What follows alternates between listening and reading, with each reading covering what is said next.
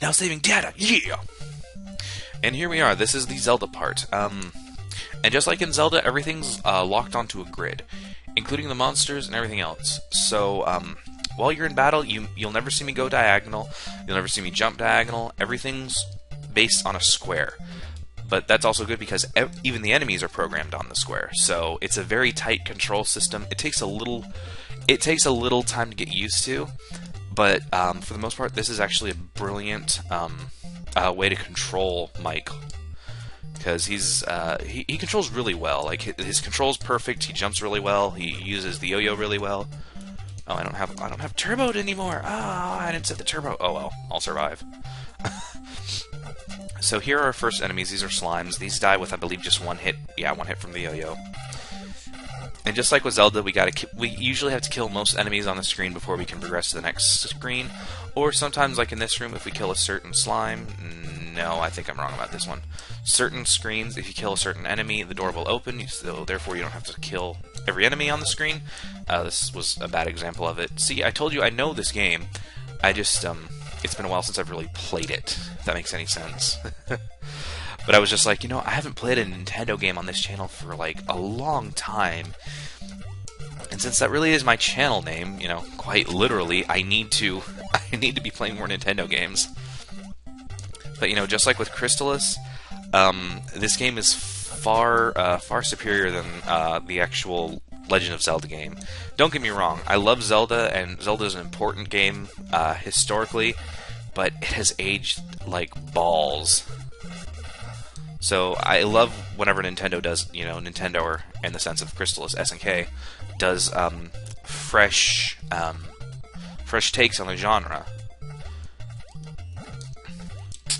And like I was saying, since we're on the grid, these blocks, you have to jump between them. You can't actually, walk, which is great, because, you can just stand here and be like, I'm walking, or, just not walk and just kind of keep jumping.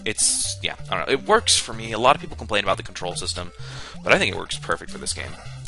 This screen, I believe, if you just kill the slimes, the door's open. Nope, I am wrong. I'll be wrong with probably a lot of enemy killing in this game, because there's a lot of enemies in this game. There's a lot of dungeons, but like I said, I know this game pretty well. Yeah, this was a perfect game I played when I was younger, but I never beat till I was at least a teenager. Oh, and also, you see these doors I'm opening up with these buttons. You may think, oh man, that looks like such a fun place to go. I better go through those. No, don't go through them. Those doors are full of lies and just destroyed dreams.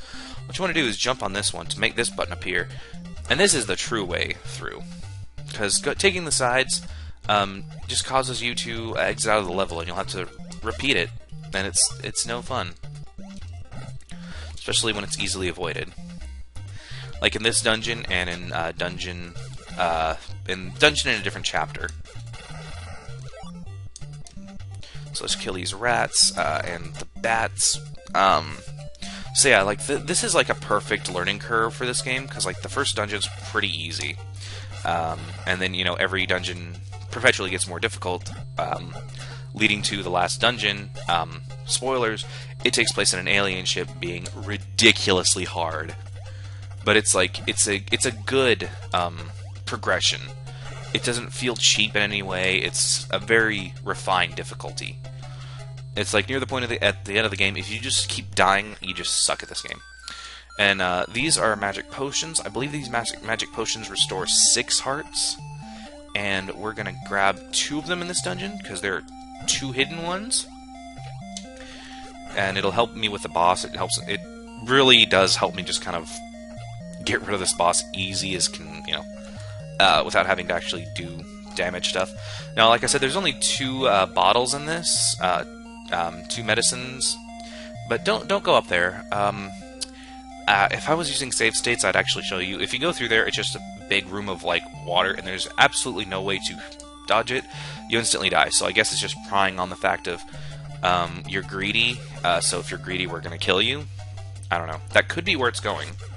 Ooh, cool. I jumped over that snake. That was awesome. Elite skills, everybody. Oh, well. So let's kill all the enemies in this room, and we're actually at the boss. Once we finish this room, we're at the boss, and we're going to use a secondary weapon, which is a flare. You just cycle between them with using the select button, or in my case, it's the back, since I'm using a knockoff 360 controller. And this is the first boss, a serpent. It's easy just to kind of just take the damage and just like throw the torches at him. And when you need to, use the potions. Yeah,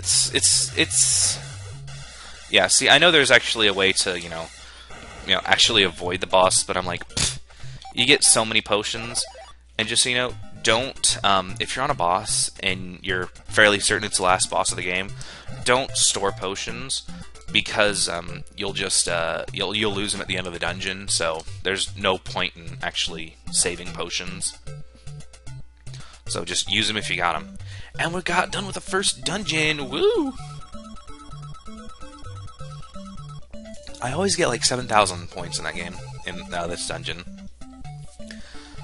Good luck, yeah. Also, I've read how the scores tallied in the game, but it doesn't really matter to me. I always get at least, like, what am I at, 7,000? I usually get about 70,000 by the end of the game, so whatever. Hi, I'm Babu. I'm Dr. J's assistant, Mike. You know Dr. J has a submarine called Subsea.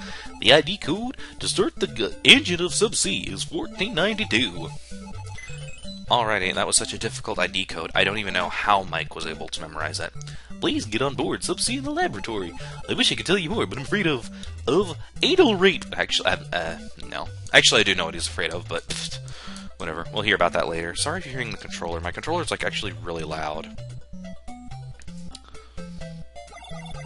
In the cockpit of Subsea. Welcome on board. I am navigational computer of Subsea. Call me Navcom. Input the ID code now. ID code 1492. Start engine. Aye, aye, Captain. Subsea is ready to launch. All ahead full. And this guy's like amazing because he's like Rob the Robot, but you know, better because Rob the Robot, you know, sucked. And yeah, so here we go. We're off to chapter 2.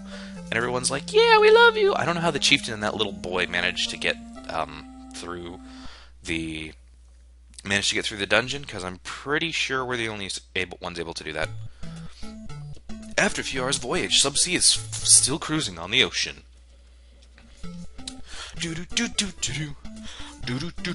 Sorry, I really like the music in this game. Well, I believe that is all I'm going to do for this session of Let's Play. I almost said Let's Play Crystallis, but no, that's the wrong game. I've already done that game. Let's play StarTropics. Stay tuned next time for Dolphins. See you later.